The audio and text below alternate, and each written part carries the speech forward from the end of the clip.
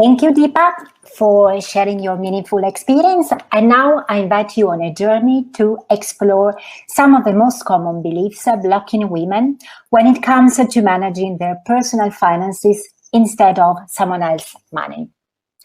Do you know that 35 years ago today, Corazon Aquino was appointed as the 11th president of the Philippines, becoming the first woman in Asia to hold the president office. Since then, there are also women in politics, at work, and generally in the society have dramatically improved. But for all the remarkable accomplishments women have made in that time, little has changed in the way we interact with money. And when it comes to navigating our finances, we are still using traditional maps. Have you ever noticed that even some of the most assertive women suddenly become shy when it comes to their own finances? What's holding them back from financial topics? There is no single answer, and the relationship women and finance is quite complicated. In my experience working with women, I've noticed that no matter what their background is, they tend to have some kind of financial resistance, making them feel insecure or preventing them from doing the right choices. There seems to be a disconnect between women's ability as achievers and their financial underachieving. The reality is, we have grown up with cultural and social norms teaching us not to deal with money.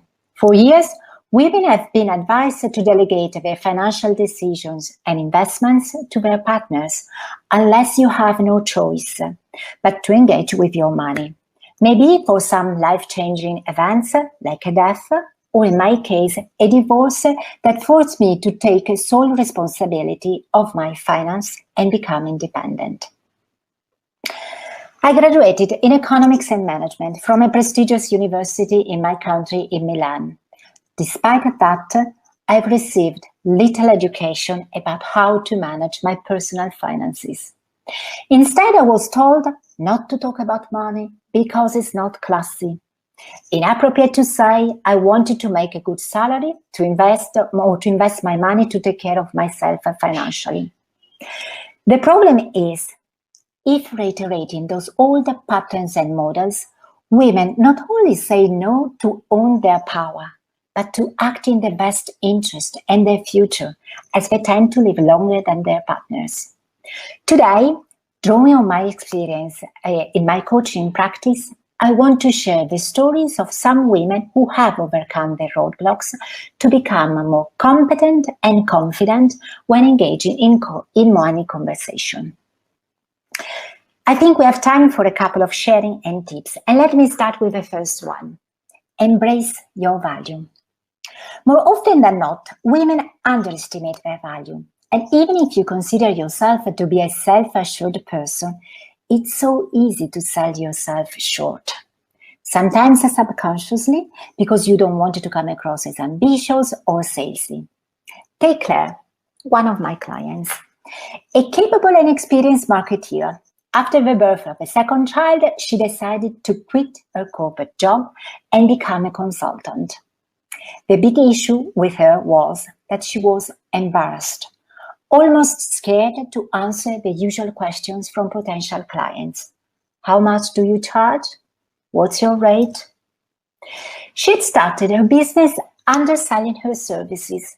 Indeed, she was questioning whether the work that she was doing for the client was good enough, if the clients were happy, if her time was worth the amount of money she wanted to ask. The real question in her head was, am I worthy of receiving that money? The truth is, her sabotaging inner critic was not giving her the permission to make money, not helping others understanding the value of her time, skills, and experience. In our coaching, we spend time in digging into those long-standing roadblocks. After surfacing the self-limiting beliefs she had and becoming aware of them, she decided to take action. She started with baby steps, but a key commitment to change the narrative about herself. So she chose to ask for more. And while practicing that new self, she learned that the fear of receiving more money than she really felt worthy of was slowly yet steadily declining.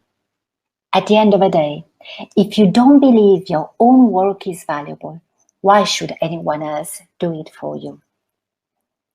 Now, shifting to a different environment, let me offer you a second tip. Claim your value. Do you usually speak up for a salary increase? How often do you have the courage to ask for what you want? Sometimes you think you're not getting paid fairly, but you do nothing to change the status quo. I want to share the story of another client, Michelle, an accomplished sales manager in her 40s. Last year, in a casual conversation with a new colleague, she found out he was making 20% more than her on a minor role with far less responsibility and experience. The discovery took a heavy toll on her morale. She felt betrayed. Then, after processing the grief with self-compassion, she came to the conclusion she had been an accomplice when graciously accepting the ridiculous pay rises that she was offered over the years without even thinking of challenging them. Eventually, she decided the time to be nice was over. We focus on preparing a solid case as women are rejected more often when asking for a rise. She quantified her accomplishment and we practiced the talking. She put together the documentation to prove she was underpaid. And when feeling comfortable, she asked her boss to discuss and negotiate the compensation for the first time in her life. I invite you to rethink your level of risk and find the courage to become a powerful role model for the women of today and tomorrow. Thank you.